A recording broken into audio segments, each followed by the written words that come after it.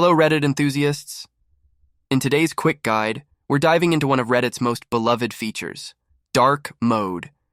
Whether you're a night owl or simply prefer a sleeker look, we'll show you how to effortlessly turn dark mode on or off in just 1 minute.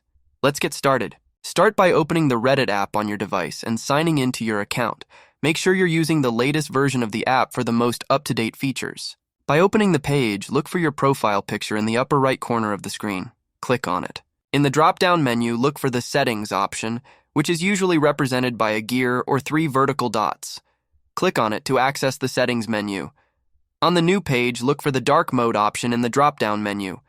Turn it on if you're ready to embrace the dark, or turn it off if you prefer a classic bright look. That's it. You have successfully learned how to turn dark mode on or off on Reddit. If this guide helped you, give it a thumbs up and don't forget to subscribe for more Reddit tips and tricks. Thanks for watching, and enjoy your Reddit journey in the perfect shade.